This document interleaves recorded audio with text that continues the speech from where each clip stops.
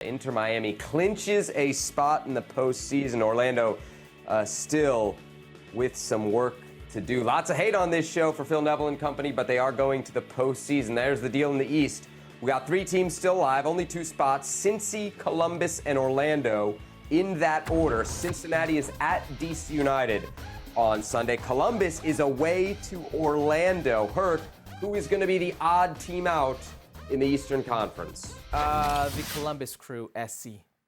You see what I did there? SC. I can't trust this Caleb Porter team. Now, you can look at 11 ties. Is that what it is? 10 ties. No, it's 11, isn't it? 16 draws. You can look at 16 draws and say, well, it's a team that doesn't lose games. But look at how they're drawing. Look at how they're losing points. They set a season record for points lost after regulation time. 11! The Columbus Crew, 11 points lost this season. Think about where those points could put them. Think about the different type of energy this Columbus Crew team could have going into the playoffs. In a game against Inter, where you knew you had to manage at least a result. And I'm talking about a draw, because it seems very easy for you to draw. You should have came out to win.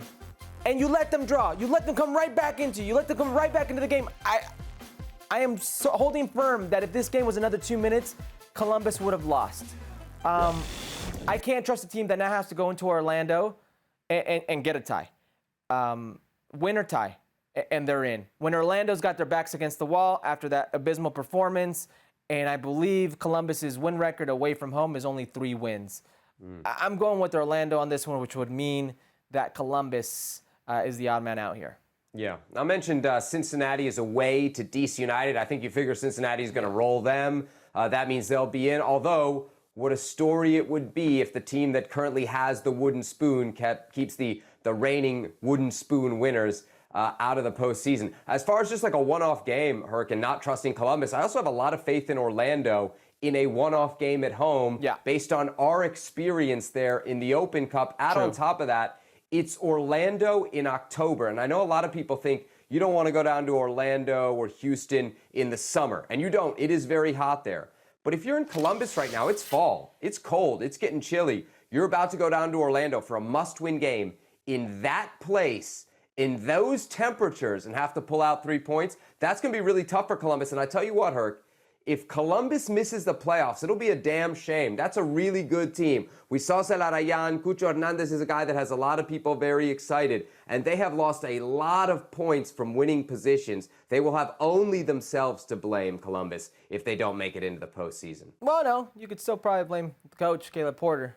I mean, something to be said when you go from winning and doing well to the next season not even going in, and it seems to be a pattern. That's right.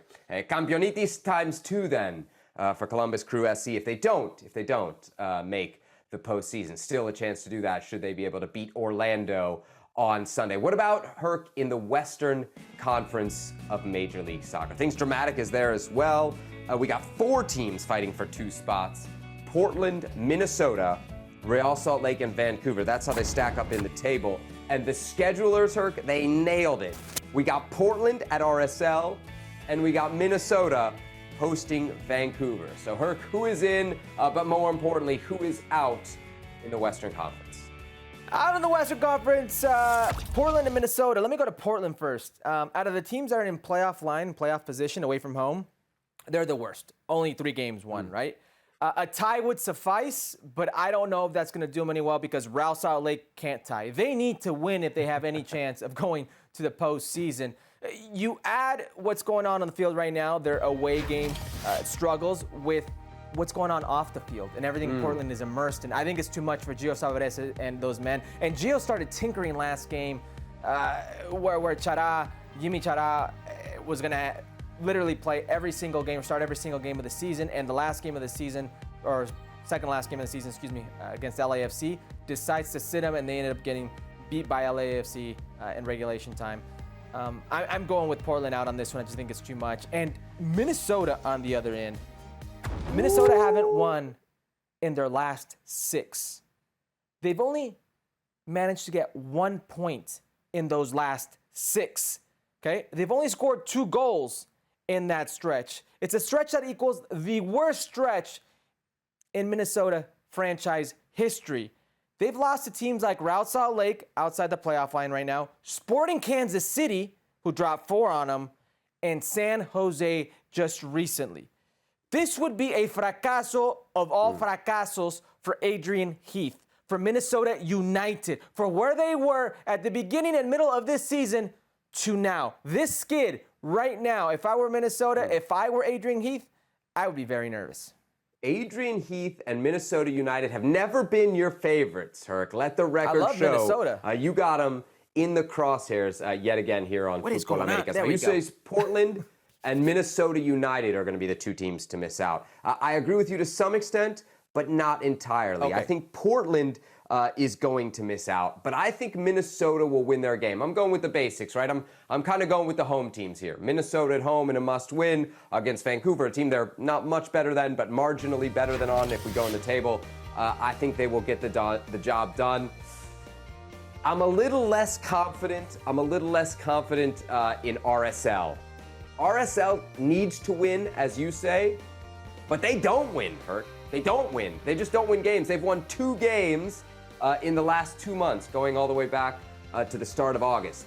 But RSL's a tough place to play. I know the elevation can get to people there, and I think they will win the game. Plus, many moons ago on this show, I said that Portland would miss the playoffs, in part agreeing with what you just said, which was because of the off-the-field stuff. So for once in the history of this show, I will be consistent. I'll stick with my pick, Herc, and I will say that the Portland the team that Timbers I say will would miss the indeed playoffs is already out, so Seattle Sounders. The same day you picked Portland, I picked the Seattle Sounders.